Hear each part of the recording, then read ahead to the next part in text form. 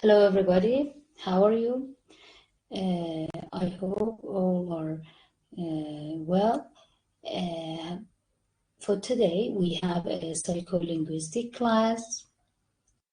As you know, in the previous sessions we have started chapter 2, language as an object, psychological study. We talk about the language as object. We talk about sound system of language.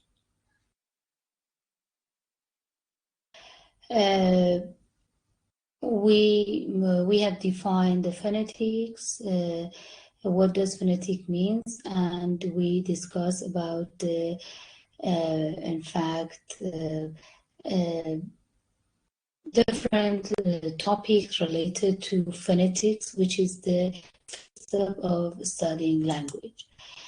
Later on, we have discussed phonology, which is more abstract, and it's somehow the next step in studying a language, or it's better to say it's another module of language.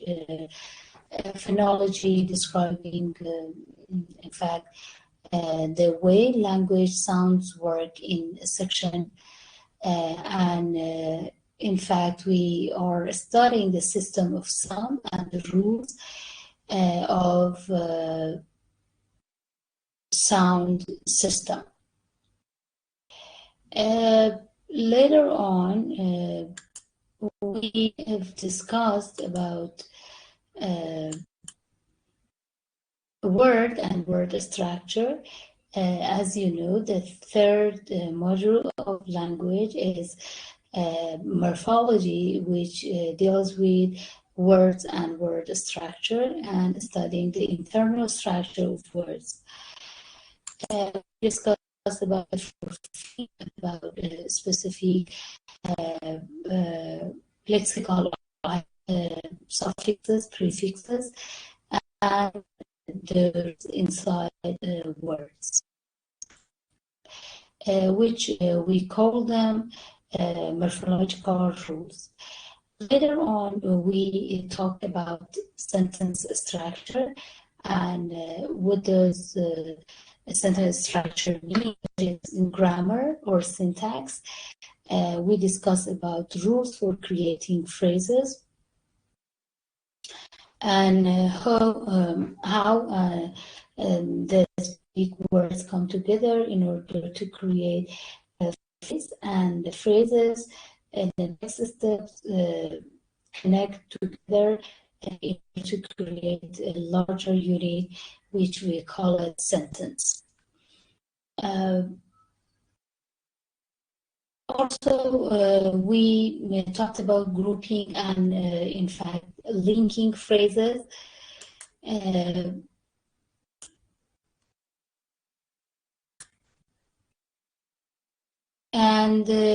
after syntax, we talked about semantic, or studying the meaning. The field of semantics, as you know, is concerned with meaning, studying meaning in language, and can be divided into two major parts: lexical meaning and prepositional meaning.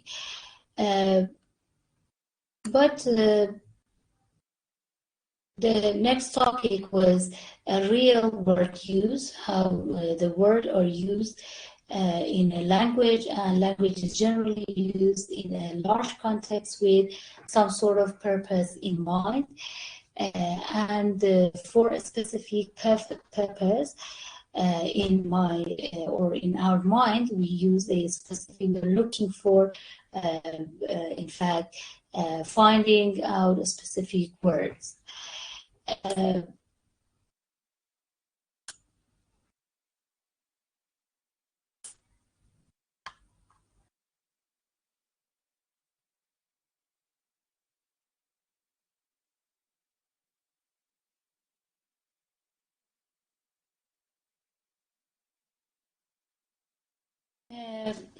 Today we want to talk more about sentence structure.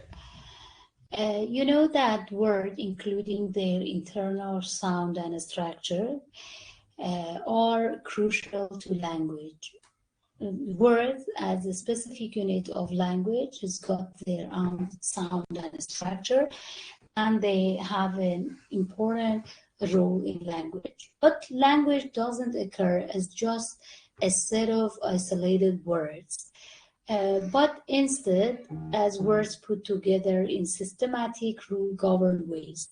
This language is not just in fact, a group of words, but these words are, in fact, put together in a systematic way. They are connected together in order to, as you can see in this slide,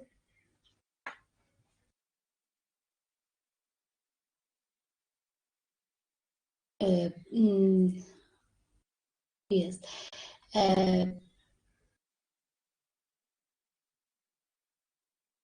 these words are not isolated units, and they put together in order to create a larger unit. Further, at this level, language is built in a hierarchical way, such that words can be grouped together into phrases.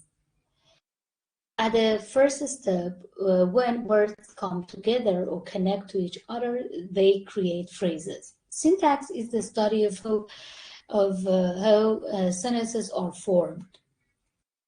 This is an important part of language for psycholinguistic researchers because it poses many questions about how people understand this grouping of words. The next step is rules for creating phrases. The main question is, how does these isolated units that we call them words come together? Rules for creating phrases generally apply at the level of type of word rather than particular individual words. It means that the rules are not dealing with specific words. They are working with a class of words and a type of words. So rules apply to thinking, to things like, for example, like noun, verbs, not to a particular words like dog or it. Although dog is a noun and it is a verb, but when I'm talking about a rule, I'm not talking about a specific word or a specific example or a specific individual words. When we use a word, we are dealing with a group of words, a type of words, for instance, their grammatical categories. However, properties of individual words can and do play an important role in sentence processing as well. We can break any sentences, any kind of sentences we can break them down in a smaller connected phrases. And then please remember this. We can break any sentence down in smaller connected phrases. For example, we can take a sentence like this and break it down. The example is, the artist bought a paint brush. The artist bought a paintbrush. First, there are two noun phrases in a sentence. When I start breaking the sentence down, I'm dealing with two noun phrases, the artist and a paintbrush. There are rules that establish how a phrase can and can't be made in particular language. In English, one part of the rule for making noun phrase is that the article, also called determiner, comes before a noun. A noun is a type of words that an article can come before. It is a formal features of noun class. Importantly, for English, that allows the article to follow its noun. It's not grammatical in English to say artist the, but it's popular to say the artist. Even though in other languages it can be, but when I'm studying English, I'm just studying the rules of English. Next, we can create, when I want to break this simple sentence down, we can break a verb phrase by combining the verb bound with the noun phrase that following it. An artist or the artist bought a paintbrush. Both is a verb, which is the head of verb phrase, and a noun phrase comes after it, a paintbrush. Here again, the order matter in English, and it would not be grammatical to put this noun phrase before the verbs. It means that in English, first, in English verb phrase, the verbs come first, and the noun phrase, which is its verbs objects, comes after it. In English, we can say the artist a paintbrush bought or brought.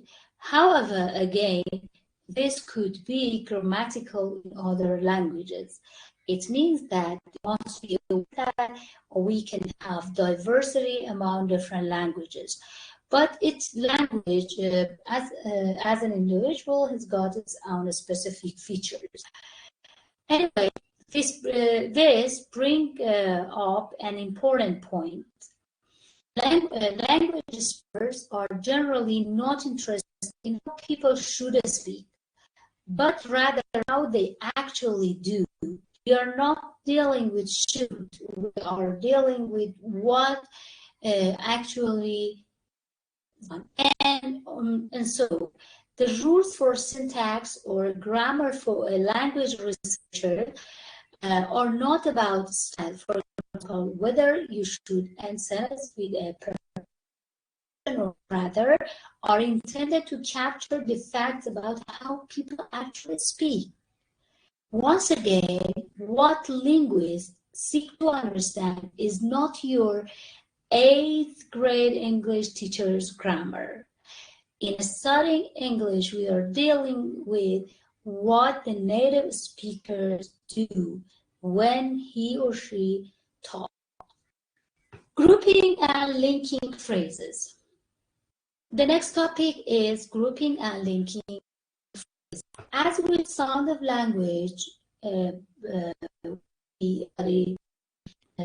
phonology, it's something that initially seems pretty straightforward, gets complicated fairly quickly. At first, it's not always clear how to combine or group phrases. We don't know in what manner we are allowed to combine the word and create a group phrases. Sometimes it's ambiguous, like in the following example, number 2. Example number 2, as you can see in the slide. The person watched the tourist with binoculars. Watched the tourist with binoculars. Who had binoculars? It's not clear from a sentence. The policeman watched the tourist with binoculars. Whether they could belong to the tourist or policeman could be using them to do watching. This ambiguity means that there are actually 2 possible structures for this simple sentence. One in which the binoculars are grouped with tourists, and one in which they are grouped with the verb watched. The policeman watched the tourist with binoculars, or the policeman watched the tourist with binoculars. So we have 2 different reading and 2 different combinations. It means we have 2 different structure for this simple sentence. A big question for language processing is how people decide which interpretation to, in fact, to pick as they hear or read a sentence. We will explore this question in detail in the chapter 4. Another puzzle is how people are able to link up phrases even when they are not right next to each other. It means that the real native speakers can link phrases, link up the phrases even when they are not next to each other. They are far from each other. In fact, this brings up an obvious question. Why not just think of sentences as words strung together? Why use phrases at all? Why we must consider the unit as a phrase? There are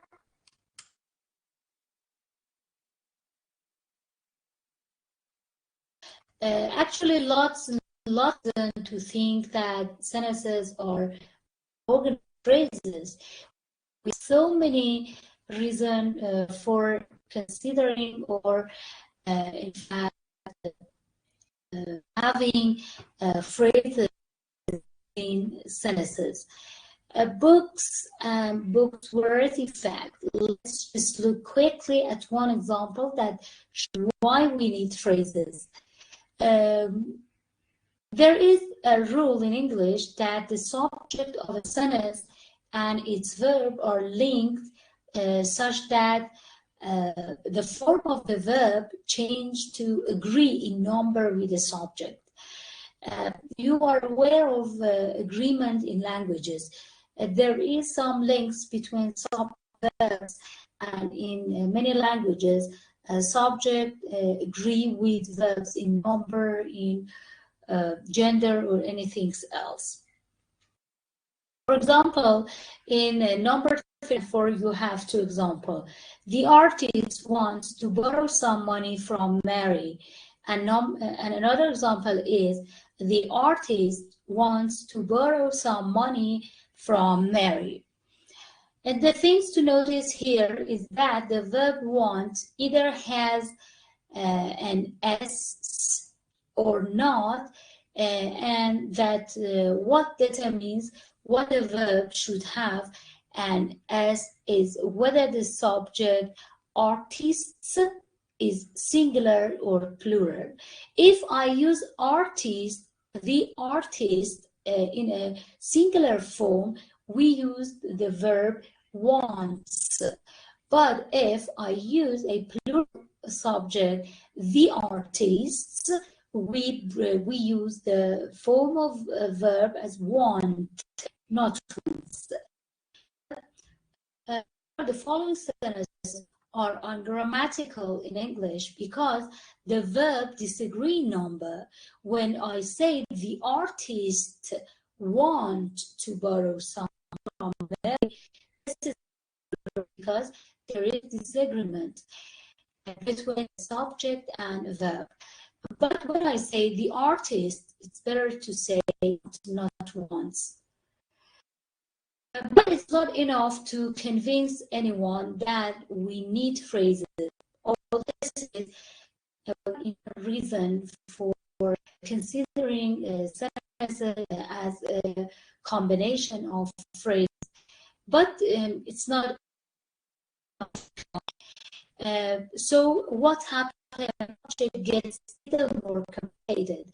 Suppose that sentence somehow complicated. For instance, in number 7, as you can see in this slide, the artist that Mary once met at a party wants to borrow some money from him. Here the verb want still needs to agree number artist. The artist once met at a party. Here the want still agree with the artist, not with Mary on the party. All of these nouns are singular, and so it's actually not clear just from this example whether this is true, but we can look at other version of a sentence. Look at another sentence. The artists that Mary once met at a party want to borrow some money from her. Here in this example, again, by looking at these versions of this sentence, you can see the other versions. For example, the artists want, the artist that Mary once met at a party. By looking at this different version of this sentence, we can see that the same rule applies, and it's the main noun called of a phrase that count, not any of the intervening nouns, not even the one that occur right before a verb. So the distance between the verb and noun is not important. The head noun of a noun phrase is the most important element which agrees with the verb, and the agreement occurs between these two elements. So the key question for language processing are how the words and phrases in a sentence are linked together in a meaningful way. At the first step, we are dealing with a connection of words. Words connect together in order to create phrases. But at the next level, the phrases must come together to create a larger unit that we call sentences. Anyway, and another question is how the structure of sentence gets built both by speakers and comprehenders.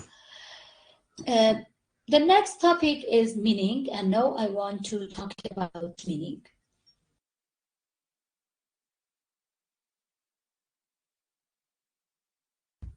Okay, the field of semantics, as you know, is with a meaning in language, or it's better to say semantic is the study of meaning in language, and can be divided into two major parts. As I've talked about it before, lexical and prepositional meaning.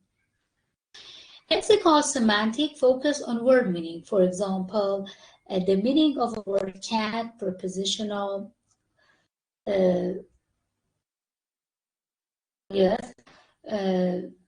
Prepositional semantics focuses on meaning of a sentence, not a word. How we know who did what when we encounter a sentence like, for example, the cat sat on the mat.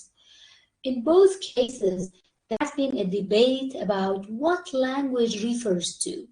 Does it refer to a real word or to representation of a real word that we have in our mind? Psycholinguistics has adopted the latter view. The latter view is that we are not dealing with a real word itself. We are dealing with representations of a real word that we have in our mind. Words and sentences refer to representation of a real word that we carry in our head.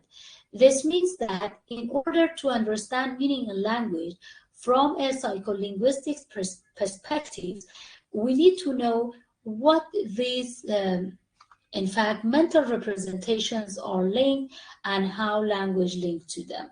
In this book, we will focus largely on lexical semantic, addressing the nature of meaning of concept and their links to language in chapter 5. But we will also consider how the meaning of a sentence and individual word may be linked together. We know that the meaning of each specific words and phrases link to larger and dynamic representations of situation in it that we will study in chapter 6. The first topic, now I want to talk about it as I've talked about it before, real word use is the first topic. Of course, language is generally used in large contexts with some sort of purpose in mind. What does it mean? Language is generally used in large contexts with some sort of purpose in mind. It means for each specific purpose that we have inside our mind or brain, we use different words and we use language. There is a great deal of linguistic study of a social and functional aspect of language use that have not been explored from psycholinguistic perspectives. But one area of the study that has garnered an increasing amount of attention in recent years is the form of the word we use to refer to things. For example, when someone is talking about, say, for example, a penguin, they might first use the penguin in exactly that way. That is a penguin. Or anything else. For example, imagine this matter about any kind of words. Okay? This word is, it's me.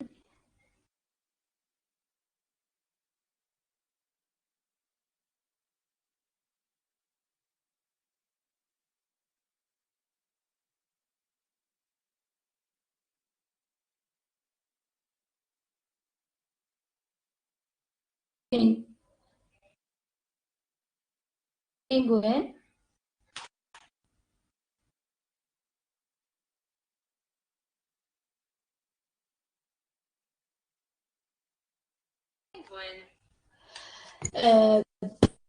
As I've told you, you can, sorry for this break.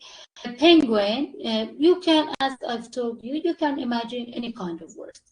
But this is an example which is used inside your book. Which is, or the plus category is that the bird, for example. Or pronoun like it, you can use instead of penguin. He or she can.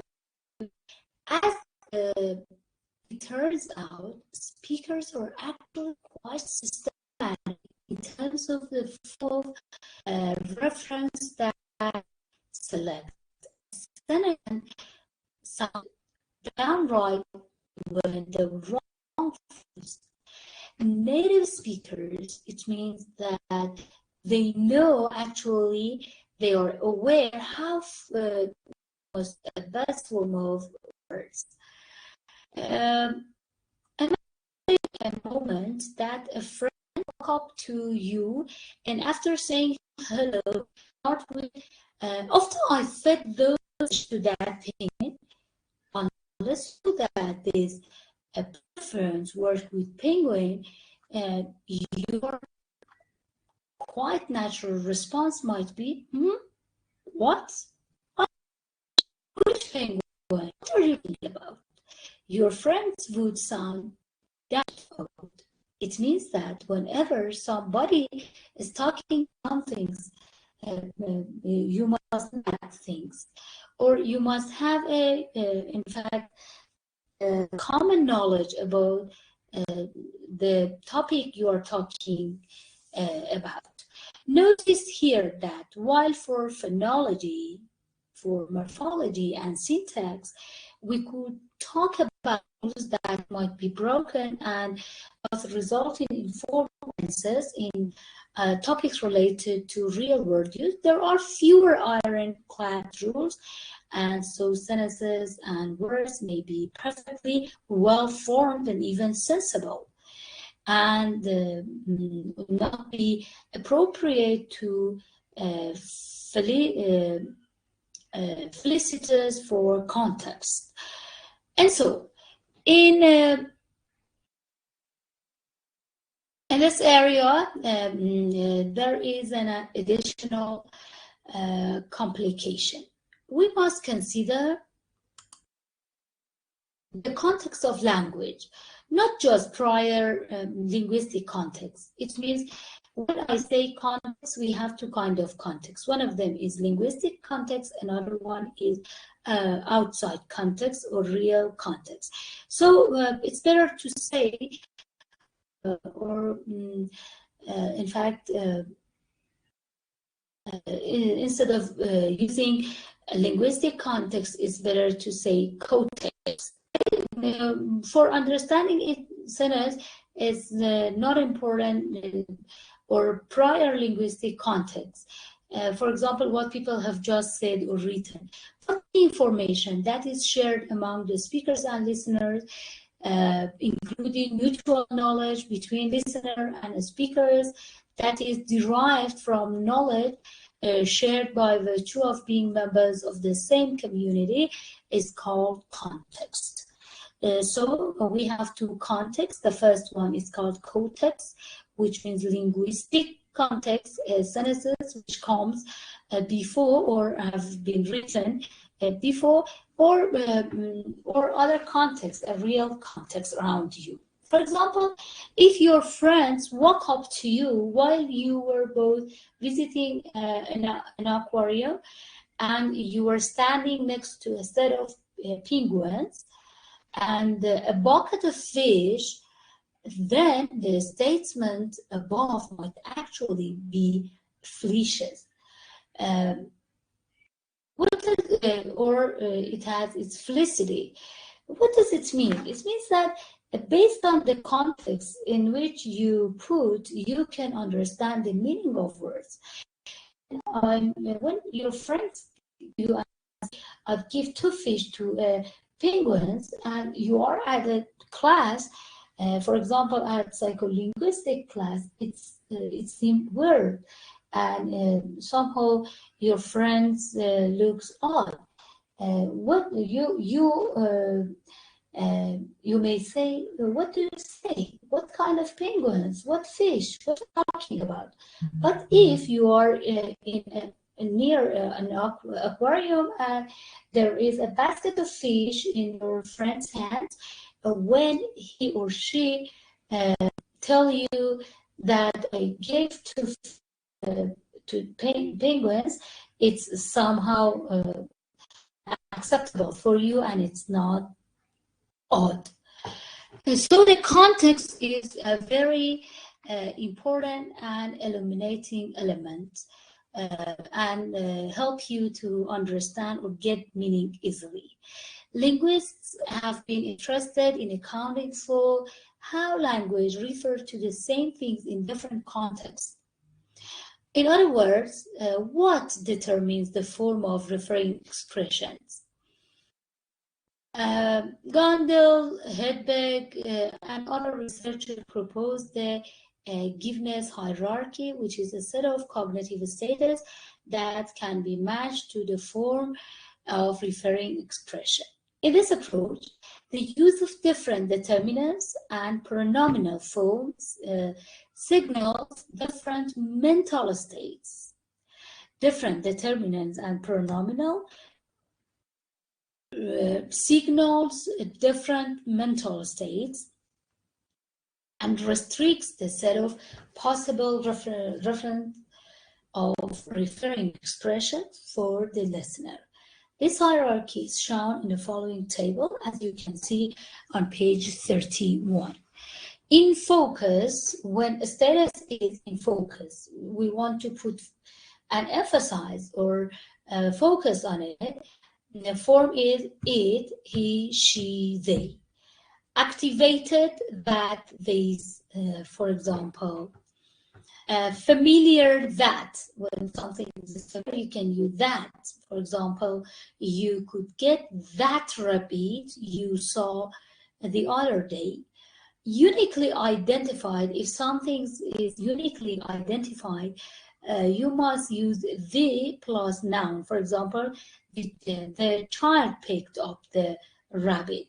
A referential this, for example, while I was walking down the street, this rabbit, referential, here you have referential, this rabbit just hopped across the path. Or type identifiable, for example, a rabbit ate my lettuce. It means a rabbit is a type of rabbit, not this specific one. When I use referential one, I use this rabbit. But for typical one, just I use a as a in fact determiner which comes before a noun. The relationship between statuses is such that if a referent is, for example, uniquely identifiable, it's also referential and type identifiable. But what do this mean? For a referent to, for example, be type identifiable, this is, as I've talked about it in is a status, is if the status is type identifiable, the listener must be able to identify a representation of the type of object that is indicated by the reference. So in a sentence like a rabbit, or a rabbit, when I've told you a rabbit ate my lettuce, the speaker can assume that the listener knows the meaning of rabbit and can know the type of things it refers to, what the rabbit is. The scale process of how identifiable a referent is until something is in focus. When something is in a status of focus, how its referent is identifiable. This status is actually referred to quite a bit, and it tends to mean slightly different things to different researchers. But in a sense, what this means, that is, pronouns are most often used to refer to things that are at the current center of attention. When something is in focus, we try to use, for example, a pronoun to refer to.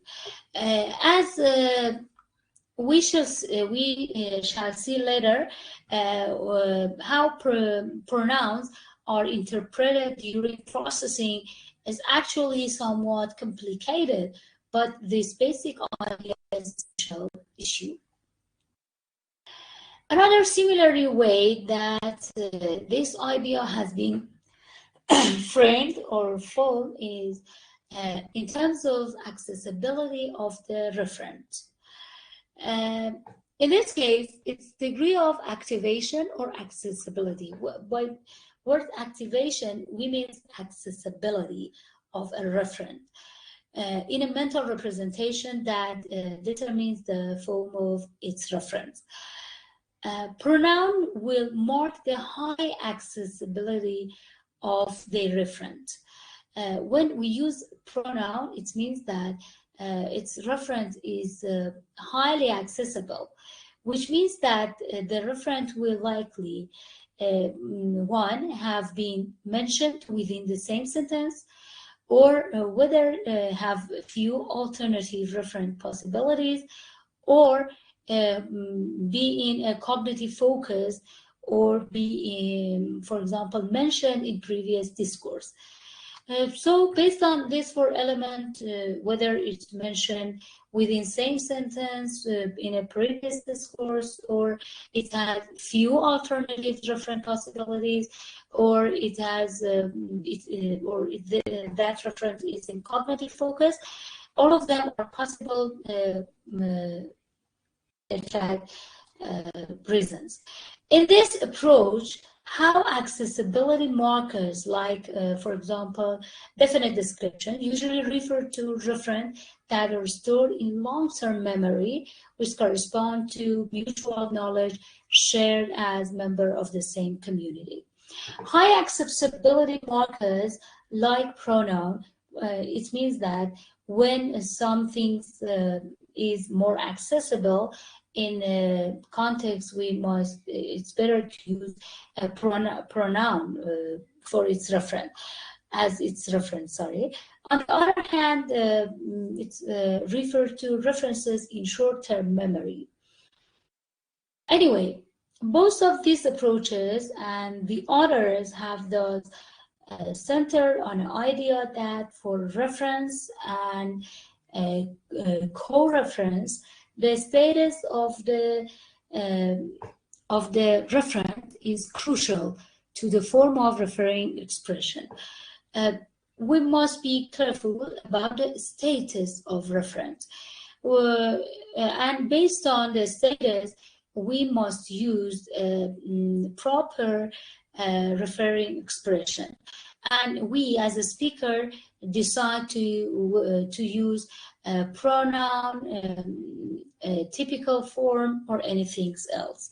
This status is in turn dependent on all kinds of linguistics and real-world factors.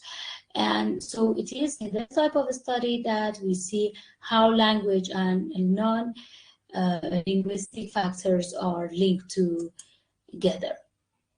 That's the end of this chapter. Thank you very much for your attention. Please listen to the recorded class, and if there is any questions, feel free to contact me. Thanks a lot. Have a nice time.